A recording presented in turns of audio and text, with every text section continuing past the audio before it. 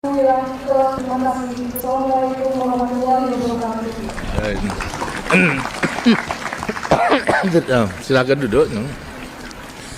Terima kasih Ananda, siapa namanya itu namanya? Diana itu yang telah tergabung pula dalam kirab remaja tahun 94. Saya kira melihat kirab remaja memang maksudnya untuk menggembleng para remaja menjadi kader-kader bangsa. Sekarang itu dilakukan agar supaya para kirab remaja, anggota kirab remaja menjadi kader-kader yang bisa turut mempersatukan bangsanya. Daripada tiap-tiap provinsi kalau tidak salah ditunjuk 28 orang. Kemudian satu dikirim ke seluruh provinsi untuk mengikuti keadaan selama kirab remaja. Yang satu menjadi tuan rumah. Kemudian setelah selesai kembali. Apa itu artinya? Artinya ada tiap provinsi mempunyai mata telinga untuk mengetahui seluruh wilayah Indonesia daripada masing-masing orang ini.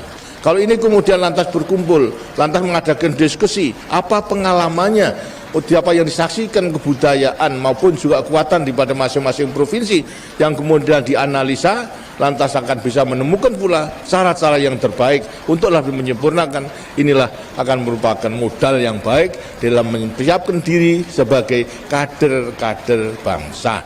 Karena yang penting pertama akan timbul dari jiwa kepahlawannya kalau mencintai tanah airnya. Dan setelah mengetahui seluruh keadaan provinsi, pasti akan mencintai tanah airnya. Kalau sudah mencintai tanah airnya, tidak akan mereka melepaskan tanggung jawabnya sebagai pemuda untuk dapat mengabdikan dirinya kepada negara dan bangsa yang segera membangun. Apalagi kalau nanti dalam keadaan bahaya. Lebih-lebih dalam menghadapi globalisasi yang sekarang kita akan melakukan liberalisasi daripada perdagangan bebas untuk negara-negara berkembang tahun 2020, berarti 25 tahun lagi. Anak-anak yang nanti umur tahun 2020 berarti 25 tahun, berarti anak-anak remaja sekarang. Mungkin anak-anak pelajar sekarang. Anak-anak pelajar sekarang harus disiapkan benar-benar untuk mencintai tanah air, untuk mencintai produk dalam negeri. Kalau kemudian lantas di kelak kemudian hari ternyata dalam rangka mempersiapkan kompetisi bersaing dengan bangsa-bangsa lain kita masih kurang, arti kurang baik, kurang sempurna. Lah untuk menghadapi banjirnya daripada barang-barang itu, maka hanya dengan mencintai tanah air, maka para remaja yang sekarang nanti akan hidup tahun 2020 akan menjadi benteng untuk mempertahankan daripada kelangsungan hidup negara dan bangsa.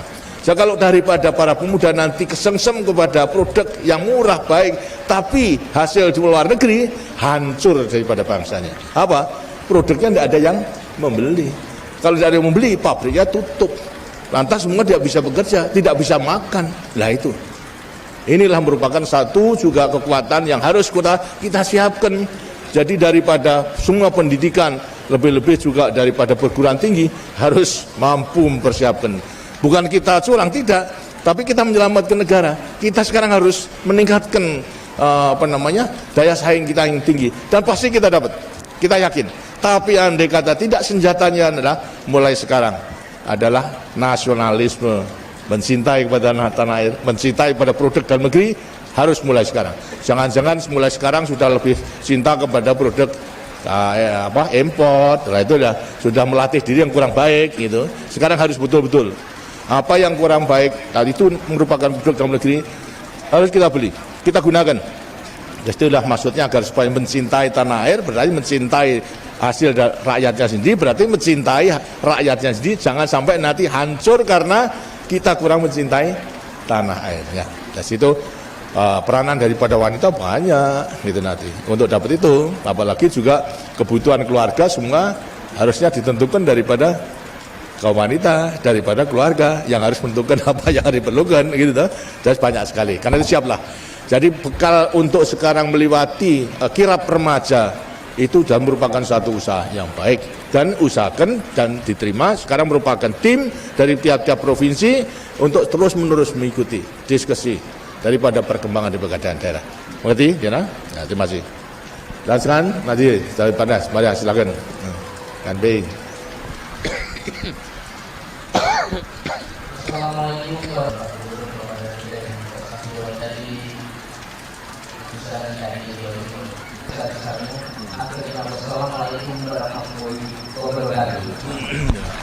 Terima kasih atas saran dan juga pandangan dan pendapat.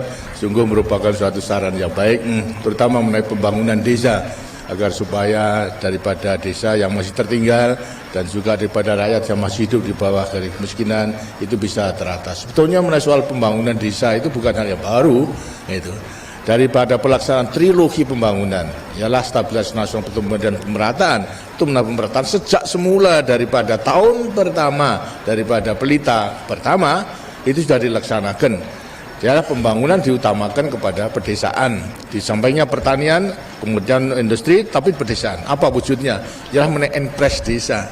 Enpres desa itu sejak tahun pelita, sejak daripada pelita pertama sudah dilaksanakan, walaupun jumlahnya itu hanya sedikit, hanya 100.000 pada waktu, karena kemampuan negara tidak ada. Tapi maksudnya pada waktu itu 100.000 itu adalah mendorong supaya desa itu turut membangun. Jangan sampai ada satu desa pun yang tidak turut membangun dengan dorongan daripada Enpres desa dengan 100.000.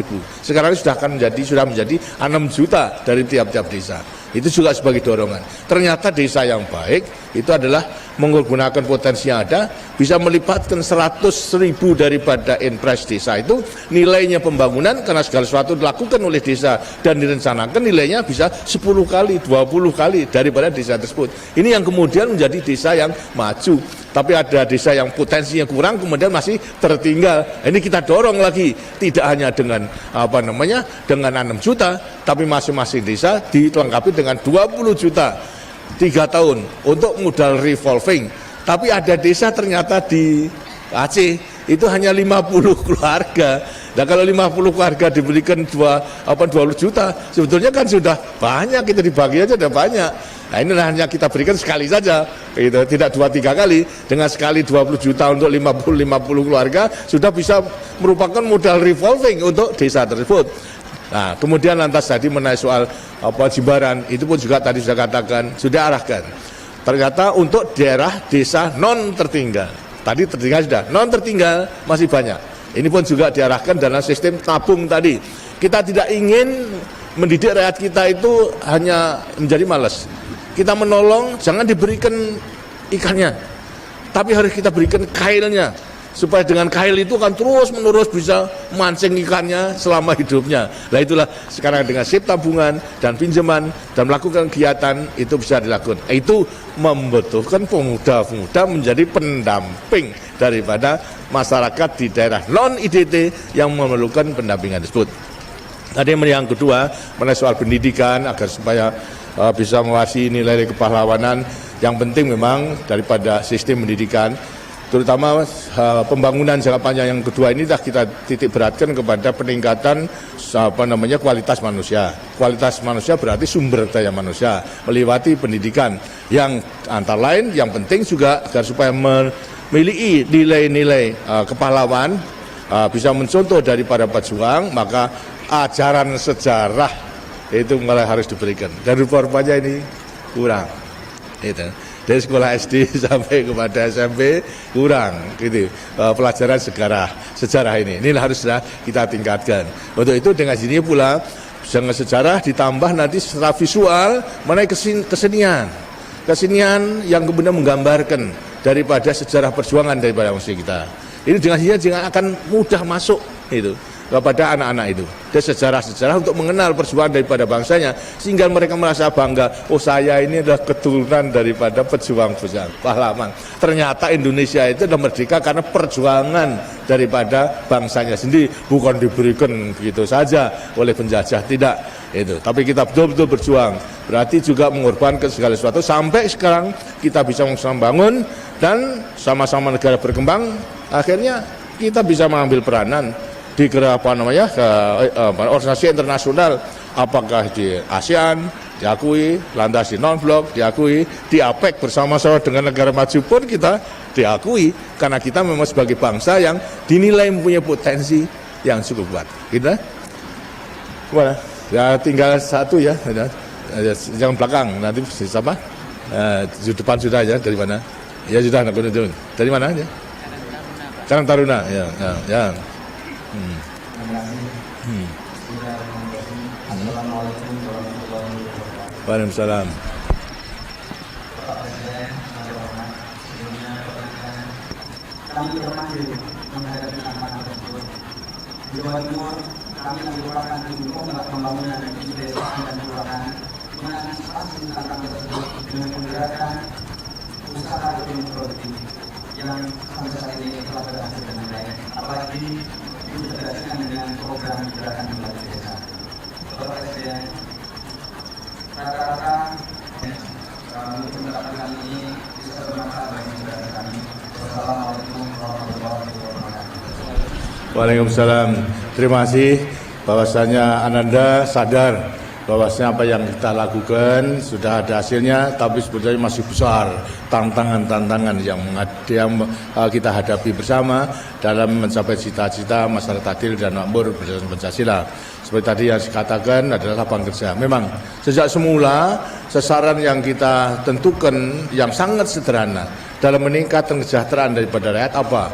Cukupnya pangan, cukupnya sandang, cukupnya papan, lapangan kerja. 4. Pendidikan dan kesehatan sesuai dengan kemampuan. Sekarang pangan sudah bisa swasembada. Sandang di mana-mana sudah bisa. Bahasa kita ekspor. Papan mulai berjalan. Memang tenaga kerja yang merupakan tantangan yang luar biasa. Kenapa? Tiap tahun bukan kurang daripada tenaga kerja, tapi tiap tahun tambah tenaga kerjanya itu tidak sedikit tambahnya. 2,5 juta tiap tahun, sedangkan lapangan kerja dengan sini harus kita siapkan sama. Karena itulah ini hendaknya merupakan satu tantangan pula daripada para pemuda. Jangan hanya menunggu pekerjaan, jangan cari pekerjaan. Sekarang harus meng-create, menciptakan lapangan kerja untuk dirinya sendiri maupun juga untuk teman-temannya. Jadi jangan kemudian hanya ingin menjadi pegawai negeri, ingin menjadi tentara, ingin menjadi pekerja, tapi coba sekarang dalam rangka wirausaha menciptakan lapangan kerja sedemikian rupa sehingga ada penghasilan, kalau dapat juga untuk penghasilan teman-temannya para pemuda. Nah, ini yang merupakan satu tantangan yang memang katakan tadi tidak mudah, tapi harus kita lakukan. Gitu. Kalau jangan kita lantas sekarang dijiwai semangat kepahlawanan. Tidak boleh pantang mundur, tidak boleh menyerah, harus berusaha. Dan kalau bisa, usaha betul bisa. Apalagi tekad bahasanya para pemuda tidak mau di kota, masuk ke desa. Di desa masih banyak daripada usaha-usaha yang harus dilakukan. Umpamanya sekarang ini adalah misalnya ada agroekonomi, agroindustri. Ya, sekarang ini daripada rakyat tani kita itu adalah hanya menghasilkan saja, kemudian dijual. Tapi negara-negara lain tidak hanya demikian, sudah menghasilkan kemudian diproses sampai dipak saja, kemudian nanti dijual. Nilai tambahnya tinggi.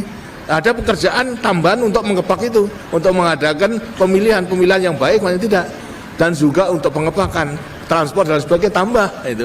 Nah, jangan seperti yang sekarang itu adalah pungut jual, tapi pungut kemas jual.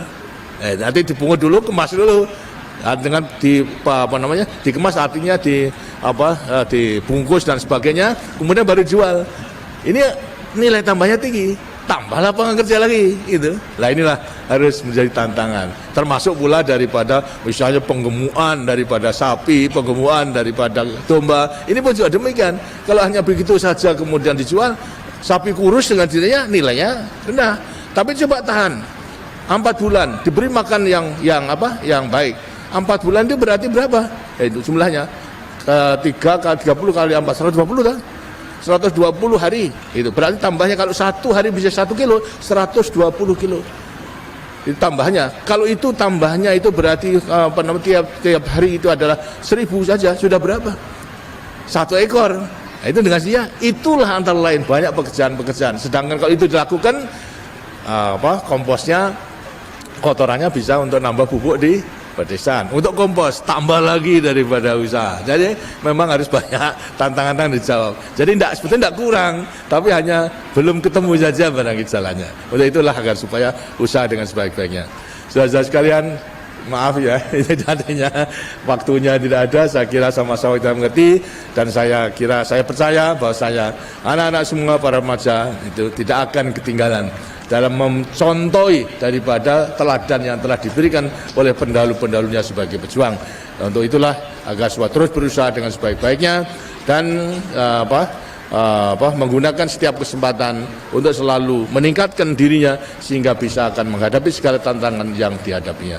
Akhirnya saya sampaikan selamat bekerja dan selamat berjuang dalam mengisi kemerdekaan ini semingguan puas sehingga kita akan mencapai cita-cita kita. Terima kasih. Wassalamualaikum warahmatullahi wabarakatuh. Acara selanjutnya, Bapak Presiden Republik Indonesia berkenan mengadakan penjuang pameran foto